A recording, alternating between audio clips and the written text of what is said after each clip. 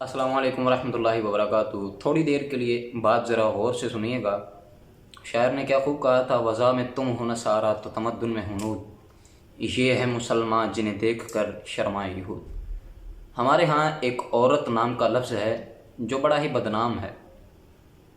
हमने आज तक जितने भी रेप हुए, हमने छोटी कमसिन बच्चियों को भी नहीं छोड़ा, बच्चों को भी नहीं छोड़ा, हमने कंवारी लड़कियों को भी नहीं छोड़ा, हमने शादीशुदा ख़वातीन को भी नहीं छोड़ा, हमने तीन तीन बच्चों की माँ को नहीं छोड़ा, लेकिन हम अपने आप को मुसलमान कहते हैं। हम ये कहते हैं कि हम मुसलमान हैं। अरे मुसलमान तो वो है जिसके बारे में मेरे नबी सल्लल्लाहु अलैहि वसल्लम ने इरशाद फरमाया था कि मुसलमान वो है कि जिसके हाथ से किसी दूसरे मुसलमान को तकलीफ़ ना पहुँचे। और यहाँ पर बिन्ते हव्वा की आबरू रेज़ी की जाती है। और यहाँ पर जनाबे वाला हमारे कानून नाफिज करने वाले इदारे ही सवाल उठा रहे हैं कि औरत घर से बाहर निकली क्यों, और अगर पेट्रोल ख़त्म हो गया था तो जनाबे वाला पेट्रोल चेक क्यों नहीं किया। मैं ये पूछना चाहता हूँ कि अगर पेट्रोल ना भी ख़त्म हो, इंसान की गाड़ी किसी भी जगह पर ख़राब हो सकती है और मुसलमान होने के नाते इंसान को मदद करनी चाहिए।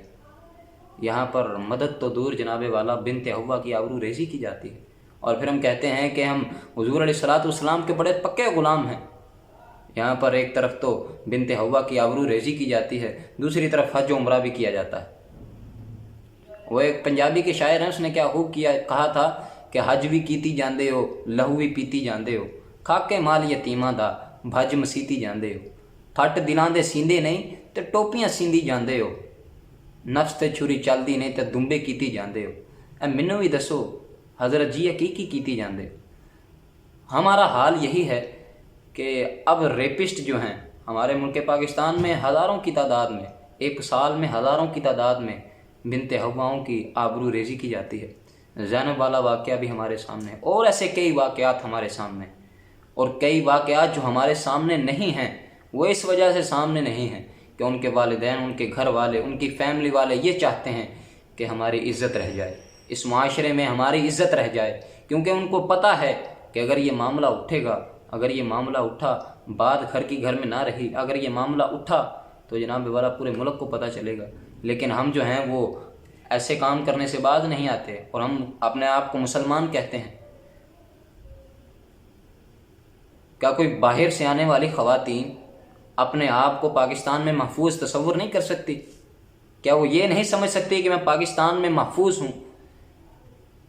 अगर उनको जाके बताया जाए कि रियासत मदीना ये है तो वो क्या कहेंगे कि यहाँ पर तो मुसलमानों को ही तहफ़्फ़ुज़ नहीं फ़राहम किया जाता। कानून नाफिज करने वाले इदारे ही अपने लोगों को तहफ़्फ़ुज़ फ़राहम नहीं कर सकते।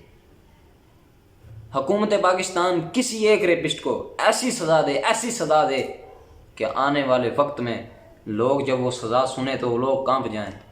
ऐसे काम ना करें खुदारा। अपने आपके घर भी ये जो रेप करने वाले हैं, क्या इनके घर माँ बहन नहीं होती?